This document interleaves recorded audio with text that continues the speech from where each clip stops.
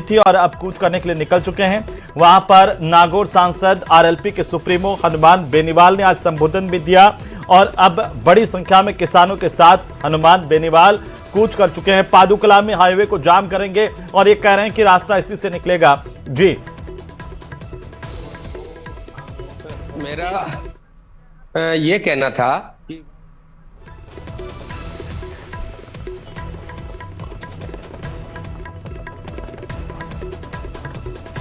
हम आपको तस्वीरें दिखा रहे हैं, लेकिन आप बोलिए सर। ऐसी स्थिति में ये तभी नौबत आती है जी, जब सुनवाई आखिर तक नहीं होती है, ज्ञापनों प्रदर्शनों के बाद में सुनवाई नहीं हो पाती है, तब लगता है किसानों को कि अब अंतिम हथियार के रूप में ये जो पड़ाव है और इस तरह के धरने हैं वो आयोजन का अंतिम चरण होता है। इसलिए जो भी मांगे हैं उनकी एक भी मांग गैर वाजिब नहीं है। क्या मांगे हैं किसानों के सर? ये स्थिति क्यों आ रही है? जी बोलिए। किसानों की मांग है, रेलवे लाइन पर जो किसानों की जमीन अधिग्रहण की जा चुकी है, उस रेलवे लाइन में किसानों की जमीन को डीएलसी रेट पर उसको गणना करके दिया जा रहा है, जबकि किसानों की मांग है कि बाजार दर पर उनको उसकी कीमत का वाजिब जो हक है वो दिया जाए। दूसरी किसानों की मांग है, फसल बीमा कंपनी ने बहुत सारे तरीकों से किसानों को लूटा है। 2023 के फसल खरीफ का बीमा अभी तक किसानों को नहीं मिला है। नागौर जिले और डीडवाना जिले को, अधिकतर किसानों को, काफी किसानों को। हमने इसके लिए लंबा आंदोलन किया, कुछ टुकड़ों में मिला, अभी कैलकुलेशन करके आया, परंतु अभी तक उनके खातों में जमा नहीं हुआ है। वो जल्दी से सेंट्रल गवर्नमेंट, स्टेट गवर्नमेंट, जो भी है एजेंसी, वो पैसा उनके खाते में, उनका हक है, कोई भीख नहीं है, वो उनको मिलना चाहिए। और इसके अलावा मांग है बजरी की जो बात है, वास्तव में एक बहुत बड़ा अन्याय किसानों के साथ हुआ। किसी के 1 हेक्टेयर में है, किसी के 2 हेक्टेयर में खेत है। यदि कोई किसान चाहे तो वो उसको खनन पट्टा दे दिया जाए, जैसे कि पहले दिया जाता था। खनन माफियाओं को यदि आगे करके और जो किसानों की जमीन है कि कृषि भूमि पर या पट्टे वाली जमीन पर हम किसी भी प्रकार का खनन का नहीं देंगे, ये किसानों के साथ अन्याय है। उनके जो हक है उसको मारा जा रहा है। तो अवैध खनन तो सरकार ने रोक दिया लामरोड साहब, फिर क्या दिक्कत है? अवैध खनन ने रुक नहीं सकता। क्यों? स्थिति यह है कि बजरी सबको चाहिए।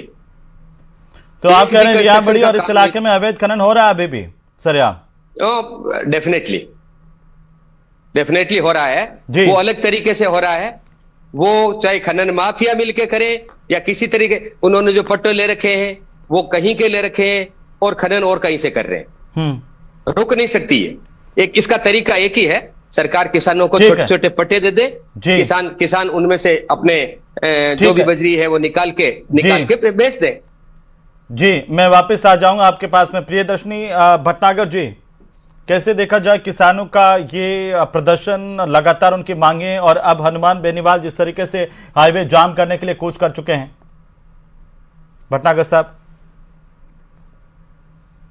त्राहिमाम कर रहा है नरेंद्र मोदी जी और भजनलाल जी। राजस्थान के जो किसान हैं, उनकी जो उनके साथ में जो दुर्व्यवहार है, उससे आज हर किसान पीड़ित है।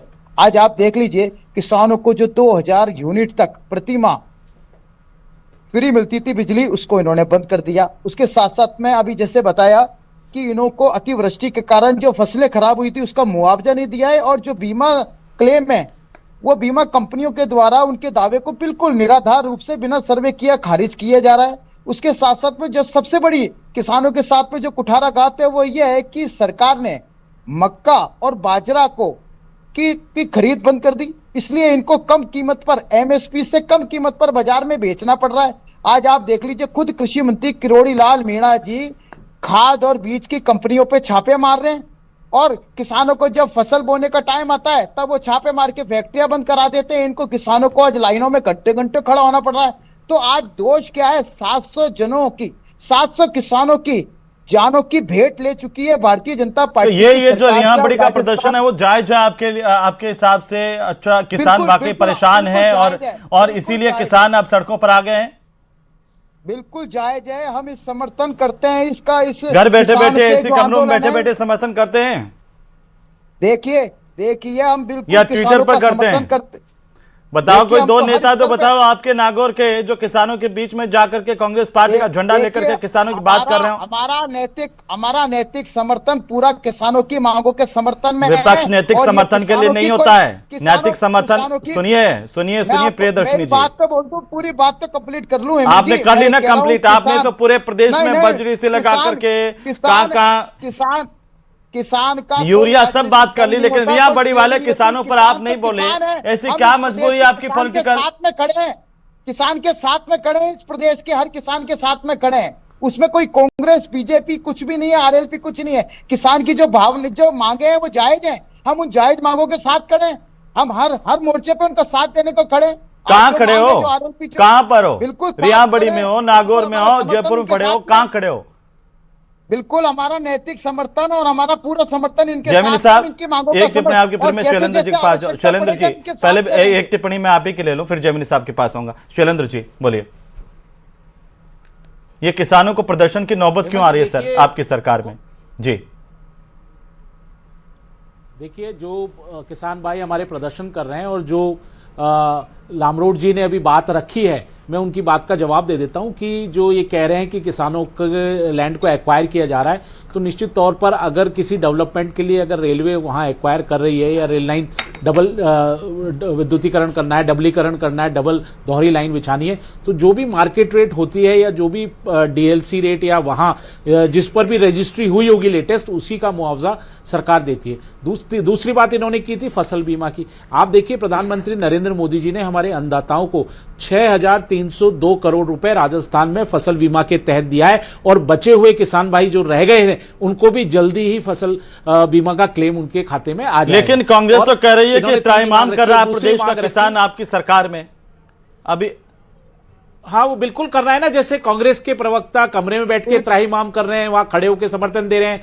डोटासरा जी पीसीसी कार्यालय में बैठ के समर्थन दे रहे हैं, इनके अशोक गहलोत जी बंगले में लेट के समर्थन दे रहे हैं, इनके सचिन पायलट जी केरला में जाकर समर्थन दे रहे हैं। तो निश्चित तौर पर कांग्रेस पार्टी समर्थन दे रही है, और क्योंकि इनके पास मुद्दा है नहीं किसान भाइयों का, क्योंकि 76.18 लाख किसान भाइयों को हमने 9,000 करोड़ रुपए दे दिए किसान सम्मान निधि के तहत। 5 साल में हम 12,000 करोड़ रुपए, 12,000 रुपए उनको वर्ष में देंगे। हमने जो पेंडेंसीज पड़ी थी कांग्रेस के समय में, जो कृषि कनेक्शन नहीं दिए थे, हमने 1,86,00,000 कृषि कनेक्शंस 2 साल में किसान भाइयों को दे दें। हमने गेहूं के समर्थन मूल्य पर 2575 रुपए में 33.40 लाख मीट्रिक टन गेहूं खरीदा है हमारे किसान भाइयों से, हेमंत जी। और अनम्यूट करो प्रियदर्शी जी, हमारे आपकी आवाज नहीं आ 3 रही। लाख किसान भाई लाभान्वित हुए हैं। हमने तिलहन दलहन इन सबकी खरीद जो की गई है, शैलेंद्र जी जो की गई है, उस पर किसानों का 1,000 करोड़ का जो आवाज आ रही है, आवाज आ रही है। हाँ सर, आ रही है। सरकार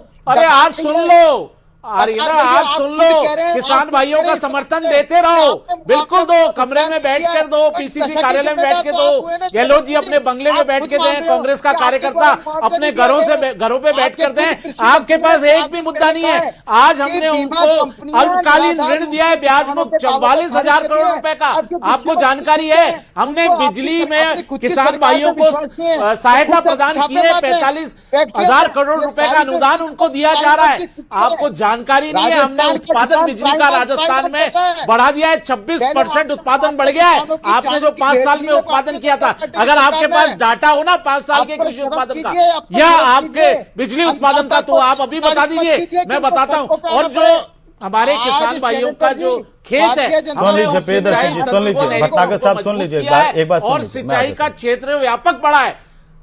राजस्थान में नहरी तंत्र को मजबूत करते हुए हमने